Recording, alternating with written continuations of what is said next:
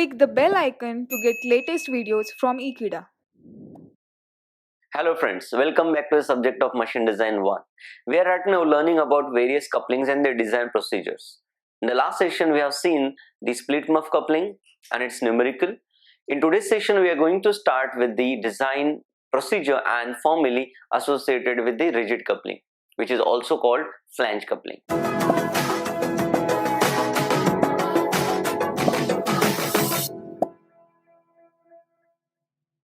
So students, as you know, there are different types of alignments that shafts are going to have. They can be concentric, they can be same axis, or they can be multi-axis or the aligned one. So in that case we are using different kind of couplings. One such a coupling is there where the alignment is very perfect and it can't be changed. So in that case, to align those shafts we use a coupling that's called the rigid coupling. It is also called flange coupling because the coupling comes with the flanges. Now we have already seen what are flanges in the subject of computer-aided machine drawing, but let us look at it quickly. So students, as you can see in front of your screen, you can see a coupling there where these two are shafts. So let me indicate them. These two are the shafts. No doubt that they are connected with the keys. Let me color them for your reference. The alignment of the key, placement of the key is not a subject of understanding as of now, but these are the keys that we are considered with. The next things are this particular flanges. The flanges are the extra portions or the extra collars provided to the main hub in which the shaft is going to be inserted so that a proper support can be given.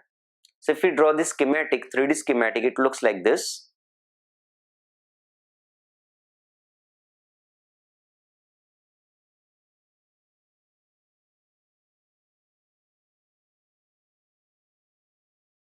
Where this is nothing but your hub, which we already have seen in muff coupling, split muff coupling, whereas the muff is nothing but your hub in that case.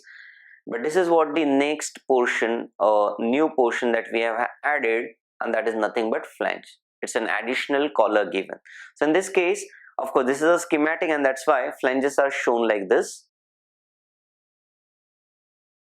These two are the flanges that are supported. Now two flanges, when their face collide with each other, there has to be provision to fix them or fixing them, and that is done by means of the nut bolt pair. And that's why wherever these center line sections are shown, they are basically nut bolt pairs. So students, we need to understand that as far as a rigid coupling is concerned, there are only 5 important parts. Very first part as usual is shaft, which are going to be connected. Then it comes the hub with the collar, so we'll call it flange as a whole. Hub plus the collar is called as flange. There comes the nut bolt pair and there comes the keys. So students, we are going to design all of them considering their failure aspects. So let us quickly go through their failure aspects. So as you can see on the screen, it is nothing but the aspect, but it is also the procedure in which manner we have to proceed. The very first thing that we do always is the material selection. Now we have to select the materials basically for shafts, keys, bolts, etc. If it is not mentioned properly, we can select various materials for all of them one by one separately, or if it is mentioned with the provided data, we can use the same material for all of them. Generally, the weakest material is used for the keys, but it is also the case in many cases where we use the same material for all of this. And there comes your flange material, which comes differently. Next thing is the shaft diameter. We have to either select the shaft diameter or with the given data, we have to provide whether it is safe or not. We have to prove that whether the thing is going to be safe or not. So it is based on given data.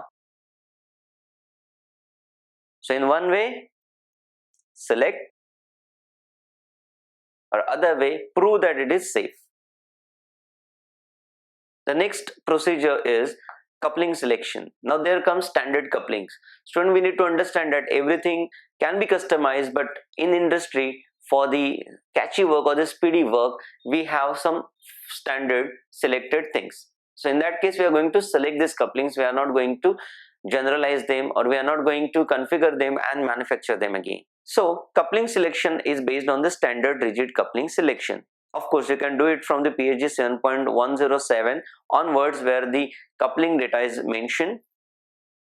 We select the standard coupling means we select their standard dimensions like outer diameter, inner diameter, thickness, length, etc., etc.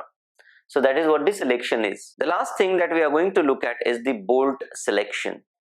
The bolt design is again a matter of selection. So there comes two aspects again. Bolt may fail under shear, or it may fail under crushing due to the applied or sudden coming loads or the conditions which are given. So we have to figure out the dimension of bolt either by shear or compression, or we may have to select both of them and compare them with each other. So there comes the standard formulae which are already mentioned. We have already seen those formulae, but you can find this formulae on PhD data book in the same section. So based on this formulae, we are going to do the next procedure in the numerical form. So this was from the my side, where we have seen the failure modes, different components, and then we have seen the formulae associated with the things. In the next section, we are going to solve a numerical based on the design of the rigid coupling. Thank you so much for watching this video. If you like this video, please subscribe to Ekeeda. Thank you.